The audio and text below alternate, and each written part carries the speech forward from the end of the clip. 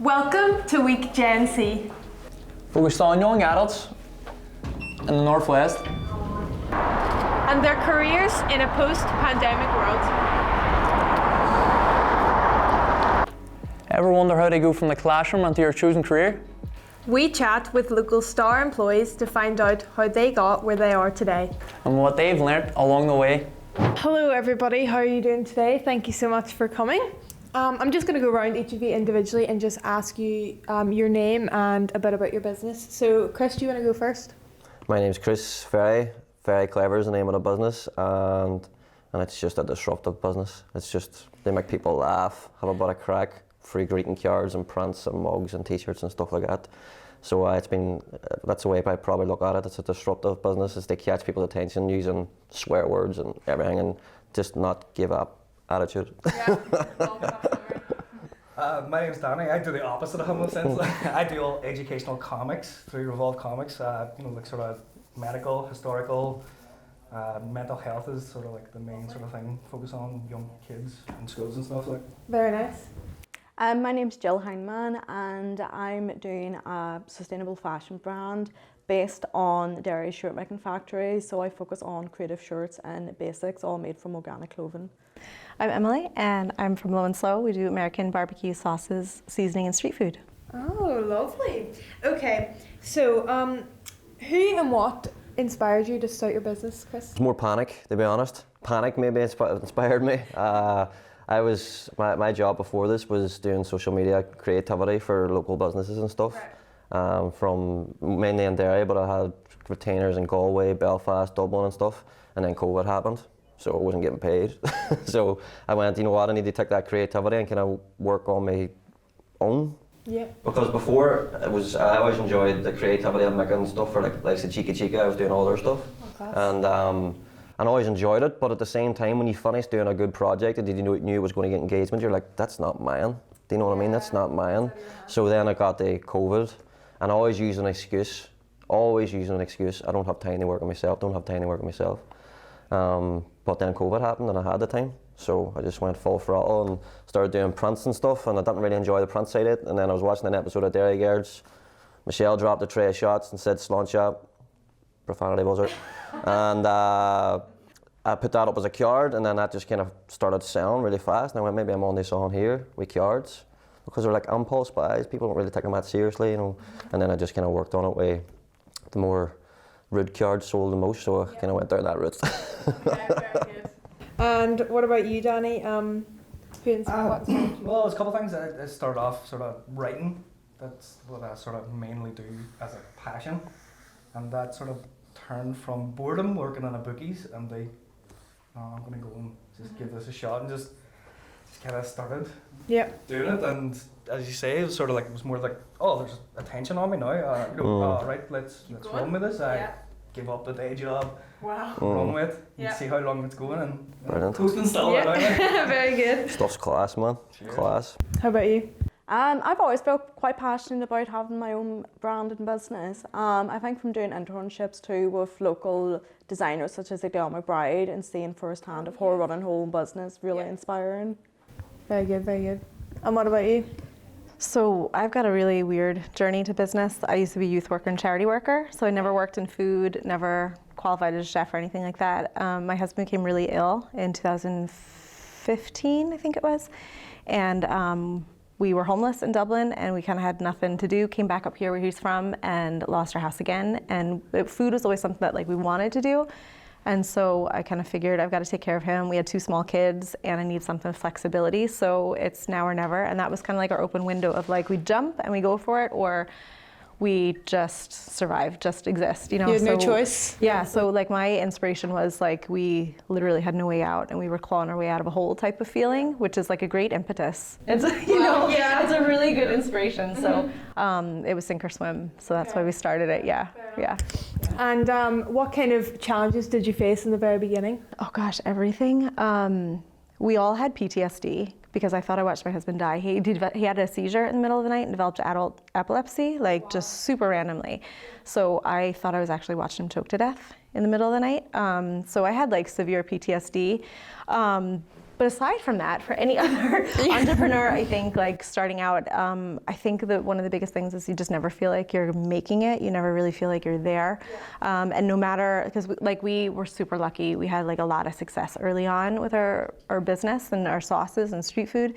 But even despite that, I was like, someone's gonna find out that I'm a fraud. Somebody's gonna figure out like I don't actually know what I'm doing here, you know, right? But like you're just always faking it, you know. And I think too, like I know we're the creative group that's in here. I think there's a part of it too, like where as a creative, you're kind of like, well, if I can get here, then I'm gonna feel like I'm legit. I got this. But like creativity doesn't work that way. Like the bar keeps moving. You're kind of like, well, I did this, and now I'm bored. So what else can I do? You know, it's like a form of ADHD in business, you know? Yeah, it's like perfectionism.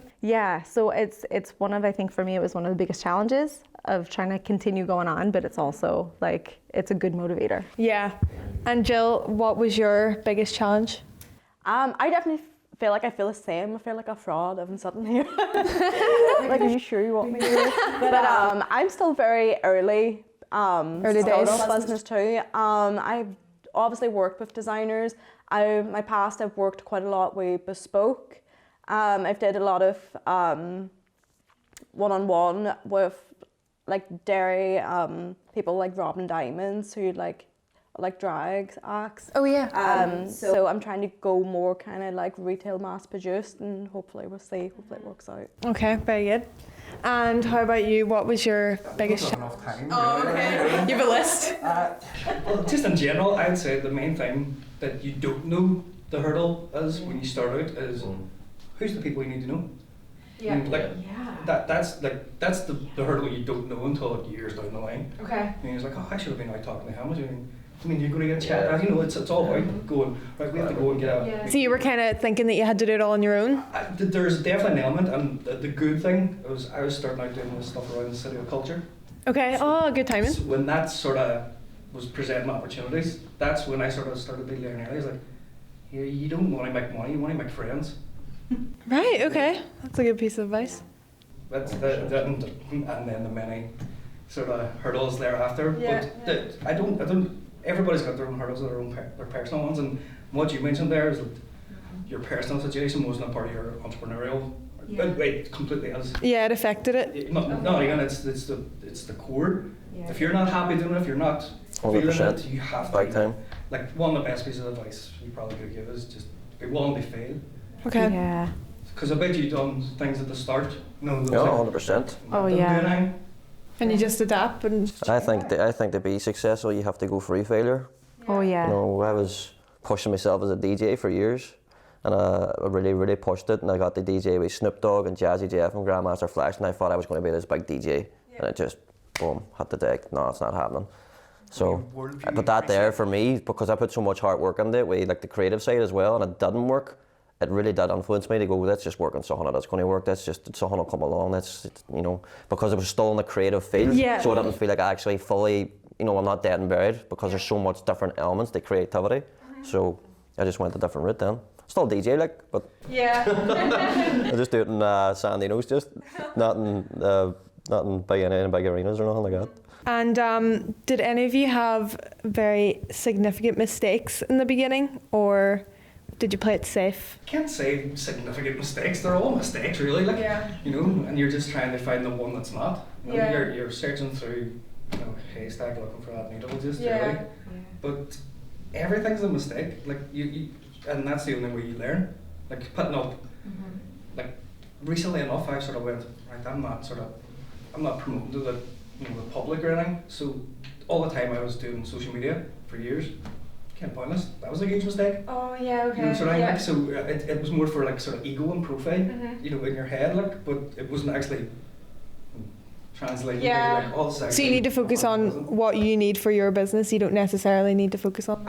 Exactly. I think a lot of people think social media is very important. Not everybody. Yeah. You know, and a lot of people who would be, you know, sort of involved in seeing my work would be kids, and they're not overly involved. Yeah. So it was kind of just make mistakes, and if you're not making mistakes, you're not learning. You know, 100%. And how about you? Have you made any mistakes yet?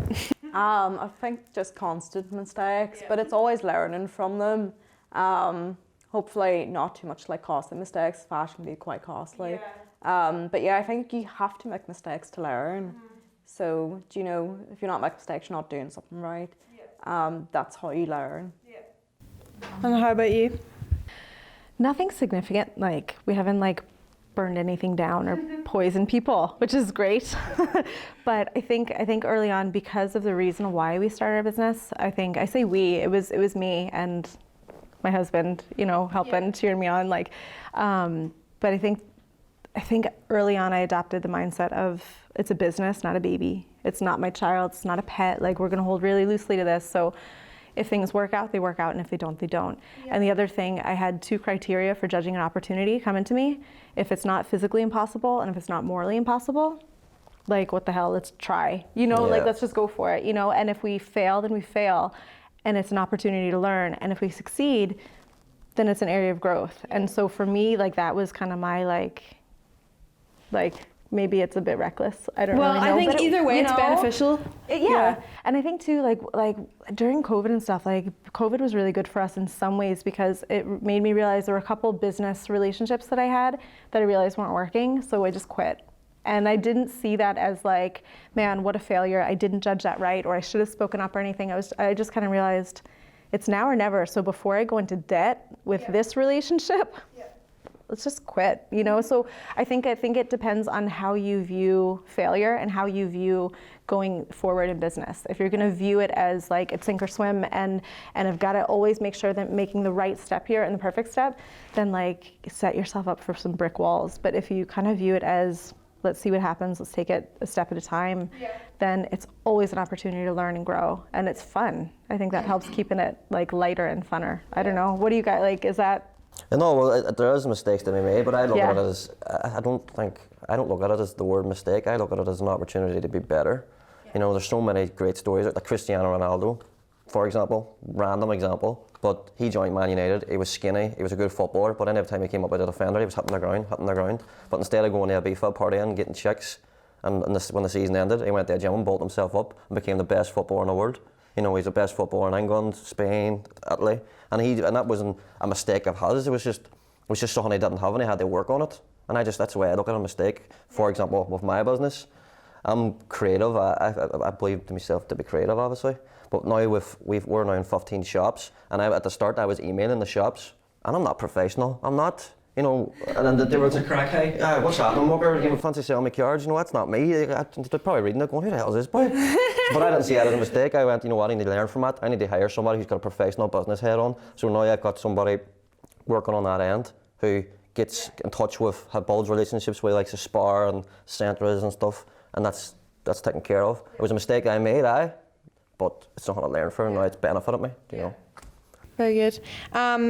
So is Ronaldo your business role model, would you say? Cristiano Ronaldo is my favourite person in the world. I had a season ticket at 2 years for United, and there was like a Wayne at a One Direction concert when I seen him coming on the pitch.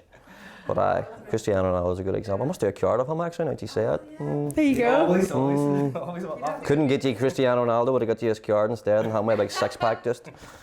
I'll keep it for myself just. And how about you? Do you have any business role models? Bluntly, no. Take bits and pieces from everything. You know, sort of like I can't hold up one person and be like, oh.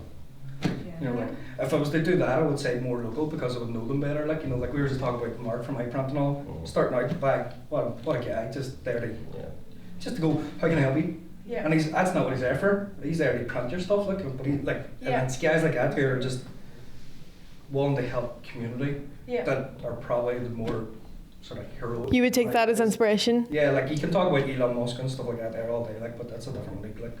Like, you know, I would actually even say Superman if I had to throw in something. And Jill, do you have any inspiration from the fashion world or even outside of fashion? I think like all the Derry local designers are amazing.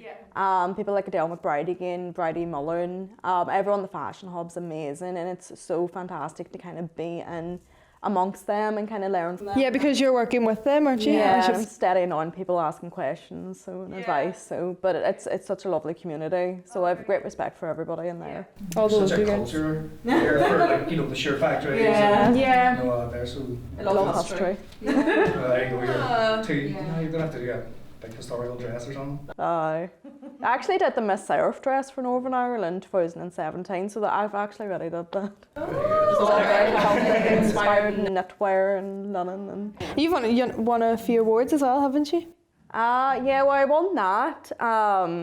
Now that you've asked, my hair's went blank. So. Well, rumour has it anyway. And do you have any role models for your business? I mean, kind of the same as the other guys, like not really, because like, I mean, you can kind of look at other people and you're like, wow, look at what they've done with their millions and their platform, you know? And it's kind of like, well, yeah, that's great. Yeah. I mean, yeah, kind of, right? A little bit, but like, yeah, local, again, it's the same kind of thing locally, because I think each of our businesses, like, yes, we'd like to go farther and bigger and maybe into other markets and stuff like that, but each of our businesses is locked into this culture, into this city. And so like looking locally and seeing kind of what other people are doing and how they're pushing boundaries and breaking rules, not laws. And I, like it's looking at that, I think, and kind of drawing inspiration from each other, and I like that. And Emily, what's the best thing about working for yourself? Man, it's fun. I don't like being micromanaged, and I'm a creative person as well, and so it's also really bad because I need help. I get so distracted, and I think like, oh wow, this is fun. Let's go and do this, and I'm totally off topic. Okay. But I think one of the best things is like there's just freedom to kind of design your future, to actually be able to sit there and think like, this is something that I would love to do. I can use my feet and make it happen. Like that's a really great opportunity. And I know not everybody has that. Not everybody has that support and stuff. And I've got to say, like, and this isn't paid or anything like that, but I honestly believe that our council is the best council in Northern Ireland to start a business. They're so supportive. They're there for you. Like, there's just so much out there. And so like, if you have a bit of an idea and you've got a council behind you that are there to support you, Well, that's really nice to hear. it's possible. Yeah. So I like that. I That's think good. fun. You've had that experience. Yeah, and then again for my family, like it was the right decision for us. And I'd never thought about myself as an entrepreneur. I don't know about you guys, but it was only then once I was working for myself, I was like, I get it. This is what everybody talks about. I get it, you know. So and I thought, you go and do things like this, you're told you're an entrepreneur. I'll go along with that then. And Jill, what about you? What's your favourite thing about being self-employed? I suppose it's just having the creative freedom to kind of do what I want and not having boundaries and restrictions. So everything kind of comes down to me. Also, it's like kind of becoming really aware of my customer and kind of creating like what that is for me. And how did you first get involved? Like, wasn't your first job, I'm going to assume, or how did you get into the business in the first place?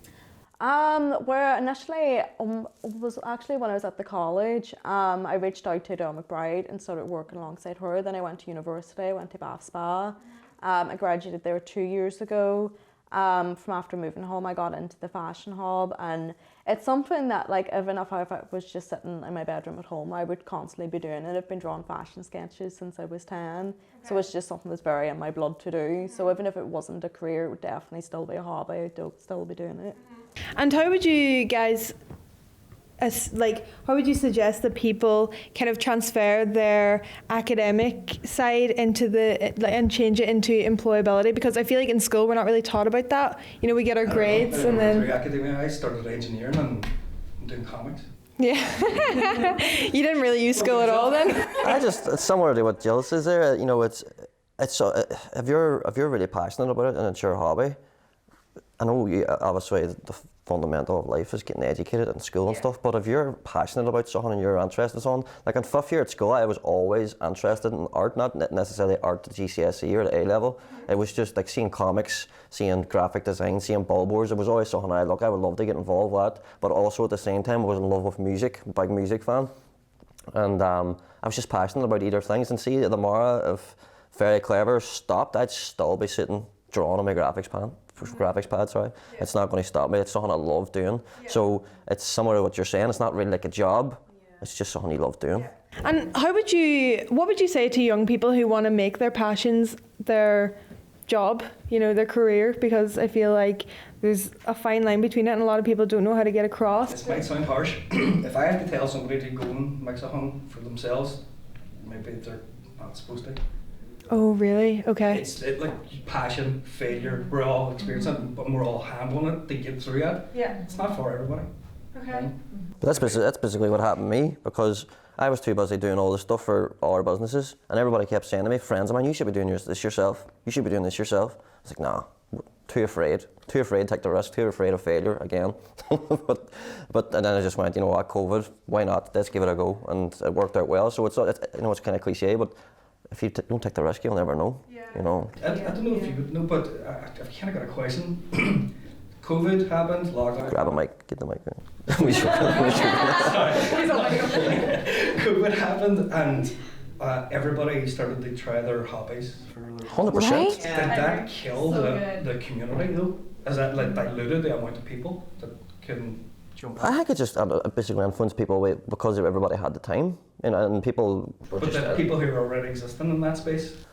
No, I know what you mean. I know what you mean. Is it? I don't necessarily think so, because I think all the people who did existed are big operators. You know, like big jewelers and stuff, and they're always going to be there. They're always funded. Their franchises all over the world, Subway, McDonald's, they're always going to be there. I love seeing like Low and Slow, for example. Over the COVID period, I seen you advertise in Sandino's, and I heard so many good things, and I was like, this is brilliant. I'm hearing all this about local businesses instead of seeing McDonald's. So I went straight up to Sandino's. Beautiful, by the way. From my own point of view, and like the comic and storytelling, there's all that there.